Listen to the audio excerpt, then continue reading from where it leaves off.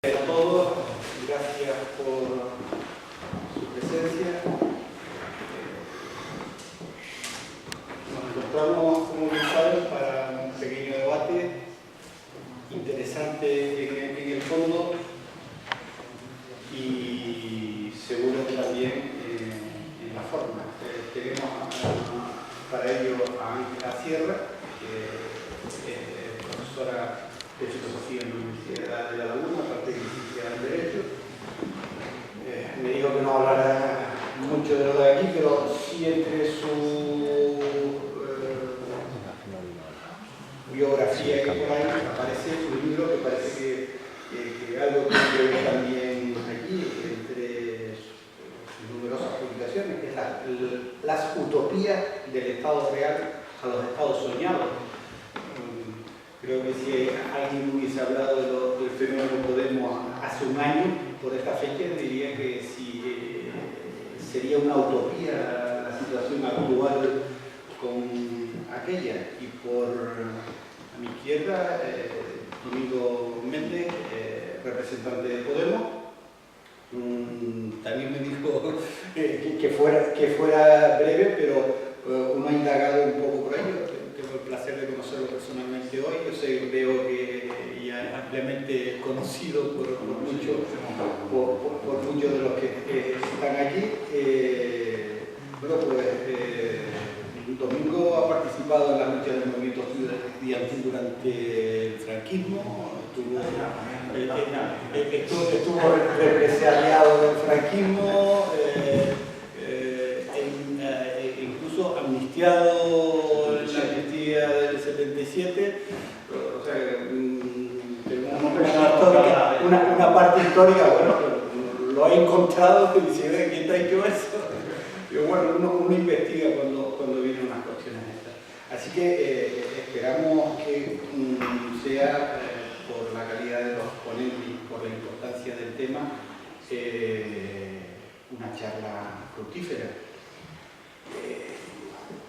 Yo quería hacer una pequeña lectura de nuestro manifiesto, el manifiesto por el futuro de España, que está colgado en nuestra página web, porque podemos ponernos un poco en situación también el por qué estamos aquí, ¿no? Nada más que la introducción en la nueva etapa para España. Dice, desde la aplicación de la Constitución del 78, España ha vivido importantes transformaciones de todo orden, se ha modernizado la sociedad, se ha consolidado la democracia, han sido reconocidas las regiones políticas, se ha producido el despegue económico y recientemente se ha acabado el terrorismo. Hoy vivimos una crisis global, se ponen en cuestión elementos centrales de nuestra convivencia, tales como el estado del bienestar, la monarquía, el sistema de partidos, el funcionamiento de las instituciones públicas y el comportamiento de numerosas entidades privadas.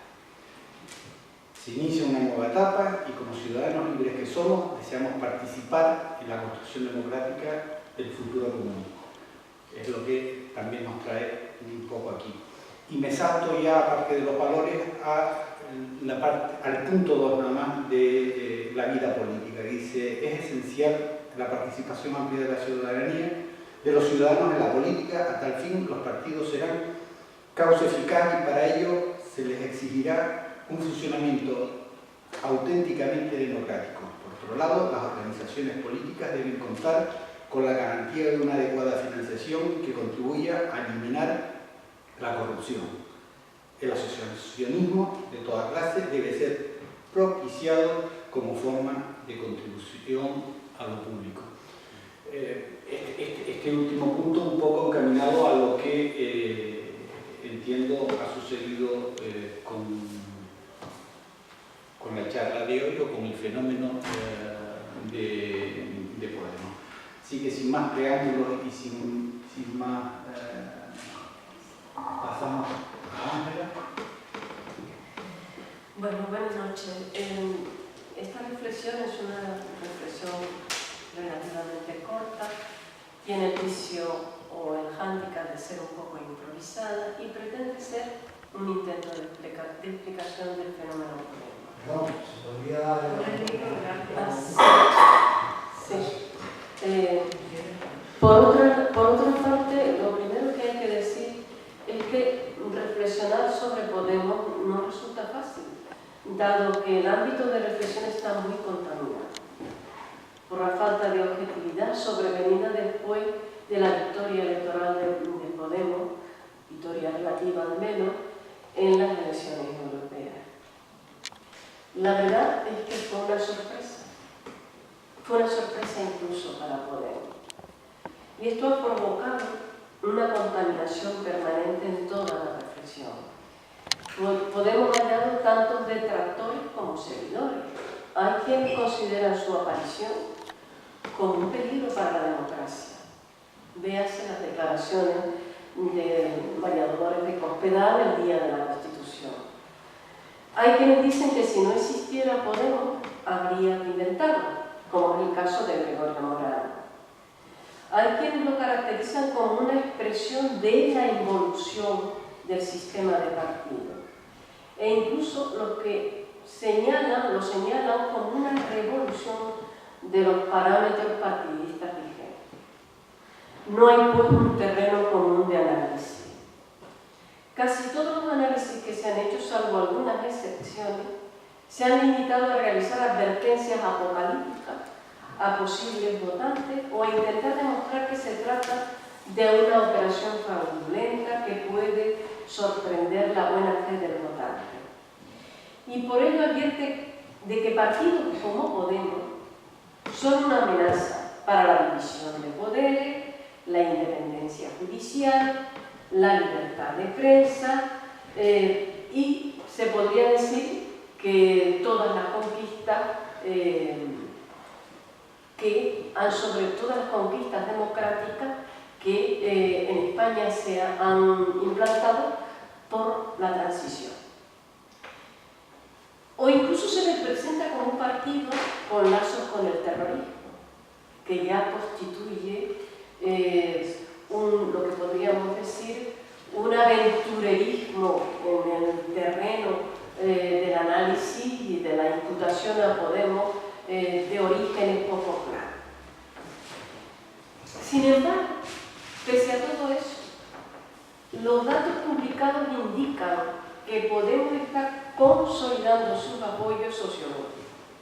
Además, está avanzando en segmentos progresistas centrales del electorado más proclive a votar críticamente en función del clima político del momento.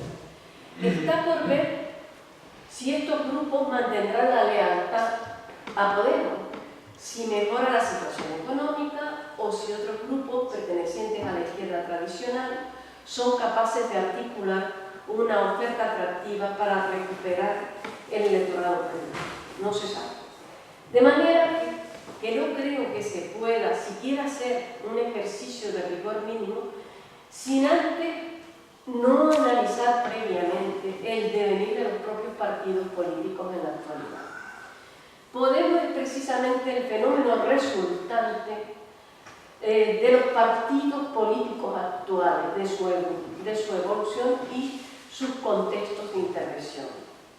El propio Boaventura Sousa Santos ha señalado que Podemos es un nuevo tipo de partido, un partido movimiento o mejor, un movimiento partido.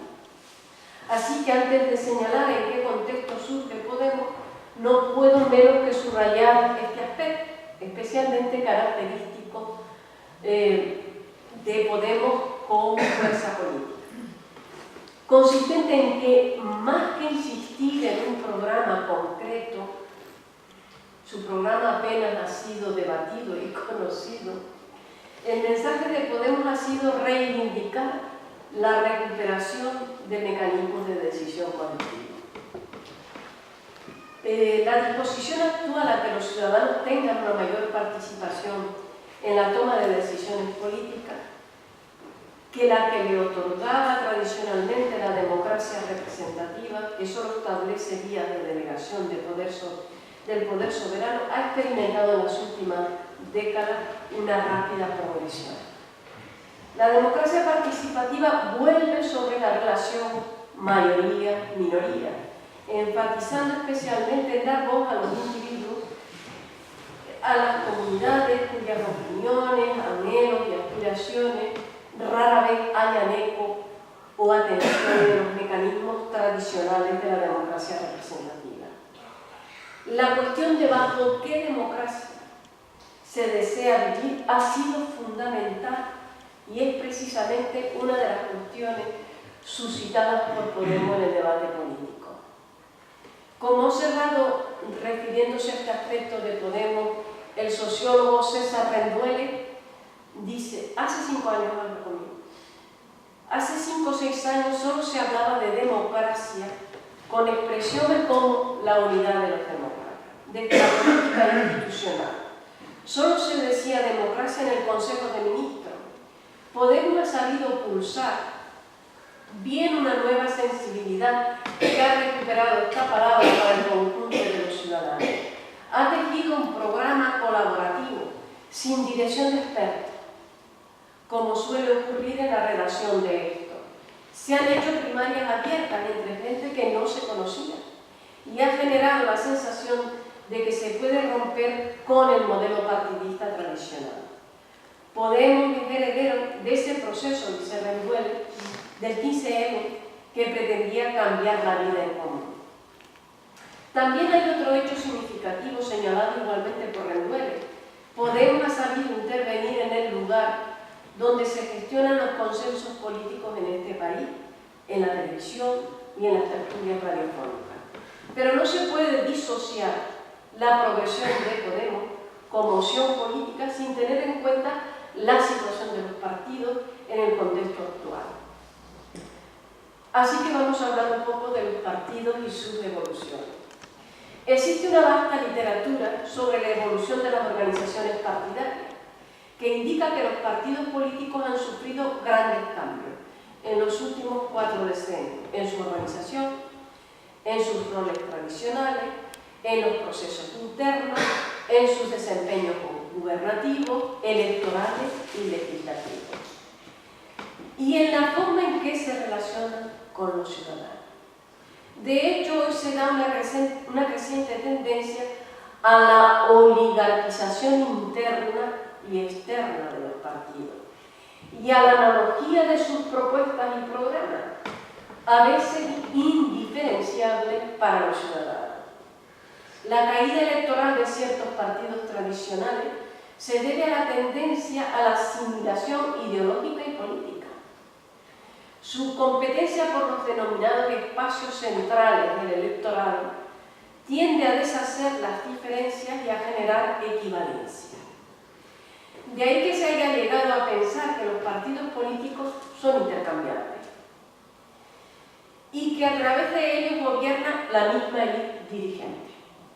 El éxito de Podemos se basa en principio, a saber, la política partidaria tiene que tener rostro, pero no está hecho solo de rostro, como algunos cambios en las cúpulas de los partidos existentes que pretenden los cambios generacionales, los cambios de cara, sino que también hay que modificar la transparencia y la rendición de cuentas, que deben ser totales. El partido es un servicio de los ciudadanos para los ciudadanos y por eso deben financiarlo ellos y no empresas interesadas en capturar al Estado y vaciar la democracia. ¿Que esto lo han propugnado otros partidos? Sí, es verdad. Han propugnado esto que Podemos reivindicar. Pero con matices. Las donaciones privadas en las campañas no se han prohibido nunca. Por otro lado, la transparencia y la rendición de cuentas son para algunos partidos expresiones puramente retóricas. Es cierto que unos son más transparentes que otros, pero lo cierto es que la transparencia se ha impuesto como objetivo político después que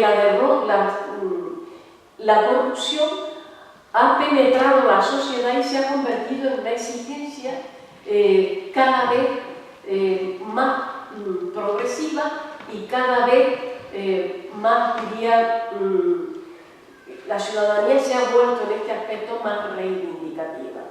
y ha sido causa de desafección. Así como existe consenso respecto de la evolución de los partidos políticos y de la propia democracia, hay un disenso cuando se trata de determinar la naturaleza de los cambios. Los cambios han sido asumidos por una parte de los estudiosos a partir del concepto de crisis. Otros prefieren hablar de adaptaciones, otros asumen en su visión de los partidos y de los cambios sufridos por estos de transformación. Para estos últimos, el fenómeno Podemos sería una prueba de la capacidad de transformarse. Vuelvo a citar a Boaventura dos Santos, que dice: Podemos es una versión particularmente feliz y potencialmente más eficaz de innovaciones políticas surgidas en diferentes partes del mundo, teniendo como telón de fondo el inconformismo ante el vaciamiento de la democracia representativa provocado por la corrupción y la captura de los partidos del gobierno por el capital. Esta insistencia en la captura de los gobiernos es una reflexión hoy generalizada en todos los politólogos. Pero ya sea por crisis, adaptaciones o transformaciones de los partidos políticos, en todos los casos se acepta que algo ha sucedido y sigue sucediendo en la fisonomía y el funcionamiento de los cuerpos partidistas. Varían los diagnósticos que se mueven entre la afirmación del declive, las disfunciones y la metamorfosis, y también los pronósticos, que apuntan hacia la desaparición o hacia la mutación de los partidos, o mutan o desaparecen. ¿Cuál es el caso que representa Podemos? Para la mayoría de los analistas representa una mutación. Simboliza un intento de refundar la política democrática del país. De manera que para entender Podemos, según estos análisis, había que remontarse al Foro Social Mundial, a los gobiernos progresistas que surgieron en América Latina en la década del 2000, a los movimientos sociales y a los procesos constituyentes que llevaron a dichos gobiernos al poder, y es particularmente a las experiencias de democracias participativas, sobre todo a escala local, en muchas ciudades latinoamericanas a partir de la experiencia pionera de Porto Alegre, la primera ciudad donde gobernó el Partido del Trabajo que llevó luego a Lula da Silva al poder, que redefinieron el concepto de ciudadanía como ciudadanía activa. Como indica Samir Nair, el segundo Foro Social de Porto Alegre marca un antes y un después en los movimientos sociales y en la definición de los partidos políticos.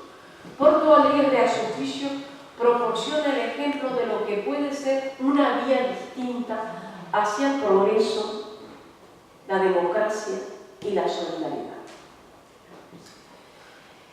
Pero tenemos que reflexionar también sobre los cambios generados por la crisis. En la amplia literatura existente sobre los partidos políticos a la que he hecho referencia, se encuentran versiones diferentes sobre los cambios que estos han exteriorizado.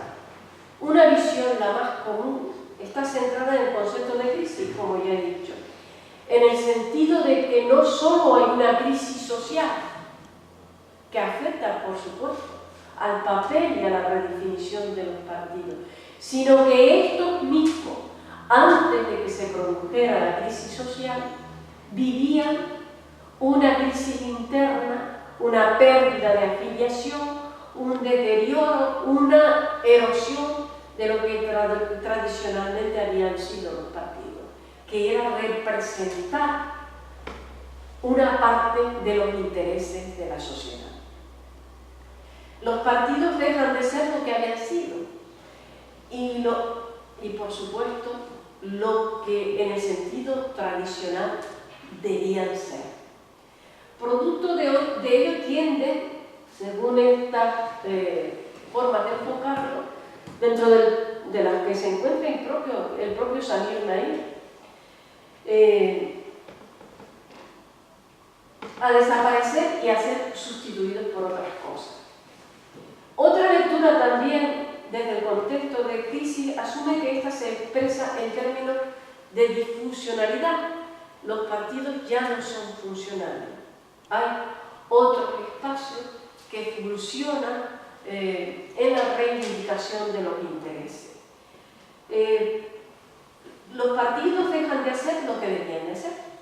Sobre esta idea de la disfuncionalidad reflexiona incluso el expresidente Mújica, cuando señala como causa de la erosión de los partidos la pérdida de la obligación cotidiana de honradez, transparencia y justicia. Él lo dice en términos muy coloquiales. Para Mújica, el considerable y persistente aumento del abstencionismo en los procesos electorales se explicaría desde su punto de vista por el distanciamiento crítico con el ejercicio del poder y la generalización de la corrupción, que ha puesto en entredicho la democracia representativa como buen gobierno o como gobierno justo, así como ha puesto en entredicho su capacidad para abrir vías de inclusión, para la consecución de un devenir positivo. Es lo que él denomina dar esperanza, sobre lo que nuclea todo el pensamiento de Mújica. Estas consideraciones de Mújica provocan otra pregunta. ¿Qué es lo que deberían de hacer los partidos para dar esperanza? Para Mújica está claro: incluir. Así, en la actualidad, cualquier propuesta de desarrollo democrático debería pivotar sobre la configuración de una nueva ciudadanía participativa, vinculada al ejercicio de la política con propósitos transparentes y públicos, en el sentido más amplio del término, y casi siempre favorable para quienes están dispuestos a ofrecer algo de sí mismos en base a los propósitos colectivos. Para Mújica y para otros teóricos como Boaventura Sousa dos Santos, la modificación de los partidos solo puede darse en el contexto de una ciudadanía dispuesta a dar. Primero, que haya aparatos dispuestos a incluir, pero también que haya una ciudadanía dispuesta a dar, a ofrecer algo de sí mismo a los propósitos colectivos. De modo que la participación es siempre un acto social solidario. Nadie debe de participar de manera exclusiva por sus intereses, sino por los intereses colectivos. Aunque también por sus propios intereses. Mújica no demoniza, ni Boaventura Sousa no demonizan la defensa de los propios intereses, solo dicen que la ciudadanía activa tiene que ir más lejos que los propios intereses. Y señalan que no participar es una forma de participar también, porque es un consentimiento a lo que se está haciendo. De manera que la insistencia en los cambios que se han producido en la configuración de los partidos, de los movimientos sociales, pasan por la redefinición también de la ciudadanía, de lo que se llama ciudadanía activa. Y el señalamiento permanente de que ser miembro de la clase política debe ser transitorio. Así como ha calado socialmente la idea, después de Porto Alegre, la idea de que ser de izquierda no es un punto de partida, sino un punto de llegada. ¿Qué se quiere decir con esto? Que hay partidos que se definen de izquierda, pero que no hacen prácticas de izquierda. En este momento ni siquiera me estoy refiriendo al horizonte español, sino al horizonte europeo. ¿Por qué ha entrado en crisis la socialdemocracia europea? Porque ha sido la instauradora del neoliberalismo y porque la socialdemocracia alemana no difiere en gran cosa de la CDU, por ejemplo. Entonces, sí, la democracia alemana se define como la izquierda, pero es la izquierda, con lo cual se ha producido un cambio. Ser de izquierda no es una práctica, no es una definición, es una práctica. Y esto también ha calado socialmente. Y es uno de los aspectos que favorecen a Podemos. Cuando dice no somos ni de izquierda ni de derecha, eso que se le ha criticado tanto como ambigüedad, pues no ser de izquierda ni de derechas es una forma también de decir, para ser de izquierda hay que demostrarlo con la práctica.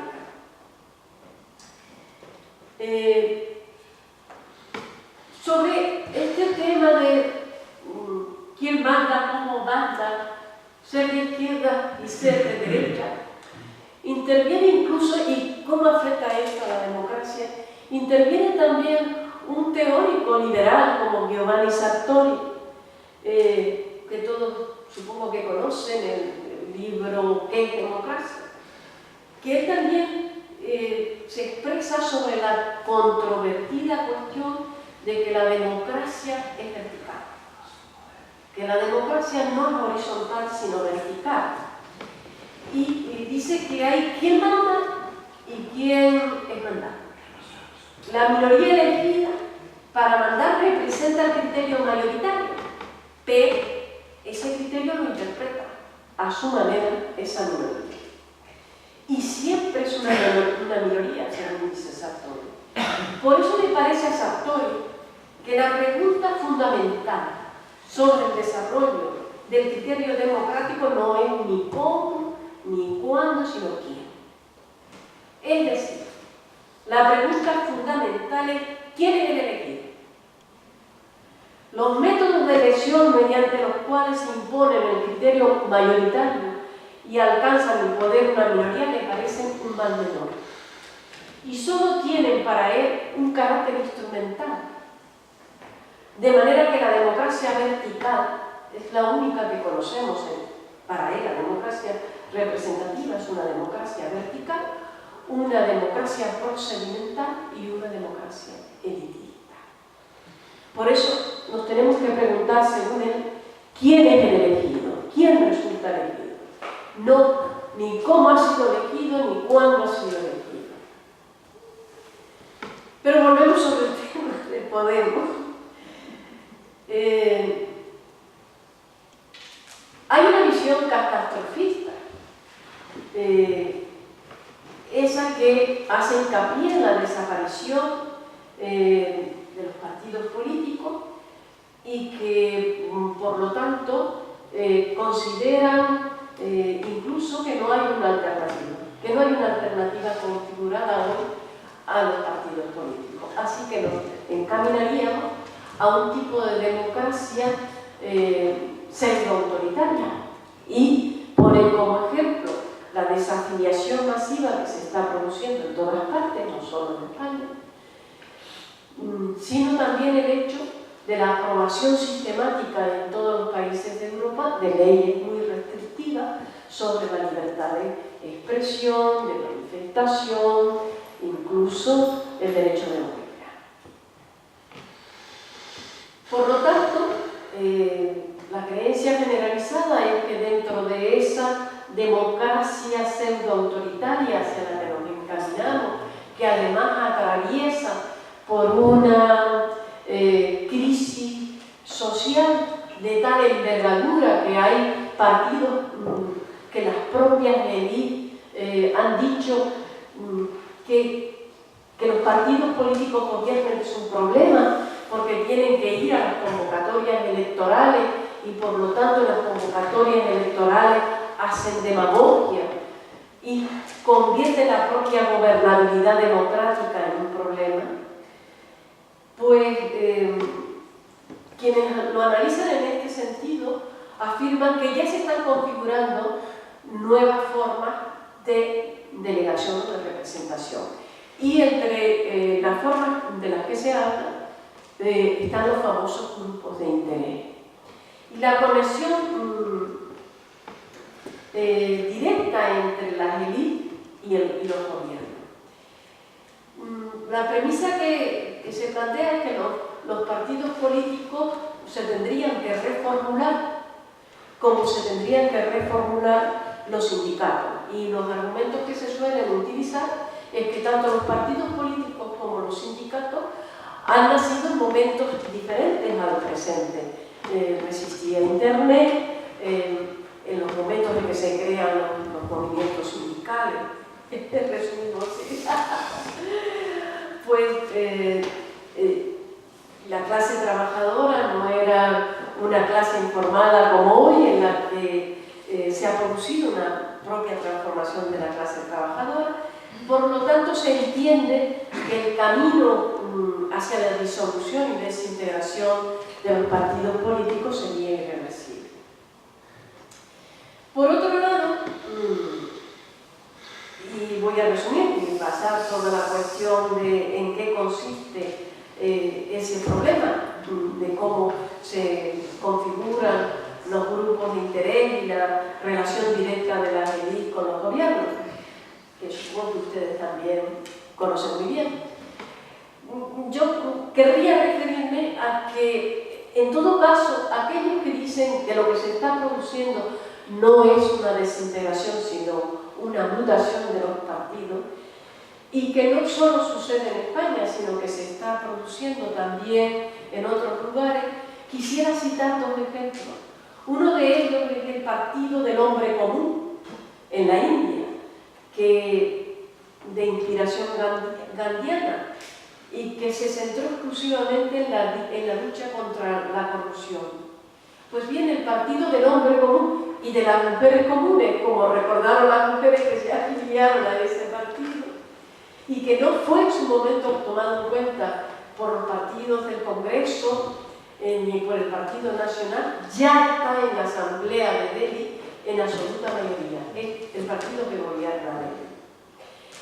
Pues en parecidas circunstancias se encuentra Syriza en Grecia. Syriza era un bloque en el año 2000 y se reformuló en el año 2004, cuando se produjo la gran crisis en el año 2004 surge como un bloque, en el año 2012 se refunda como partido. Pues Syriza está al borde de ganar las elecciones en Grecia si se convoca, porque en este momento ni la coalición entre el Partido Socialdemócrata, el PASOK, y el Partido Conservador tendrían mayoría suficiente para ganar la elección. Entonces, lo que me parece que debemos de aceptar es que en el código genético de esos partidos hay un hecho común, que es que los ciudadanos están reformulando por la vía de los hechos los partidos tradicionales. Si esos partidos ya están están realizando una importante aportación a la democracia porque están reformulando la de paso y están provocando la aparición de una ciudadanía activa. Si estos partidos, al llegar al poder, van a significar una mayor democracia o van a cambiar la situación de los países donde van a gobernar, hay que tener en cuenta el contexto internacional, la crisis y la globalización, no lo sabemos. Pero lo que sí sabemos es que sí han provocado un cambio en la concepción de los partidos, en la concepción de la democracia y en la concepción de la ciudadanía. Bueno, lo dejamos aquí.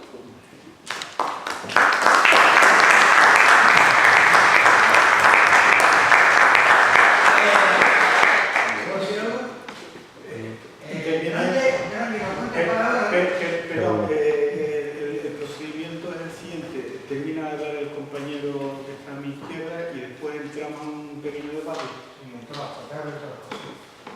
Gracias.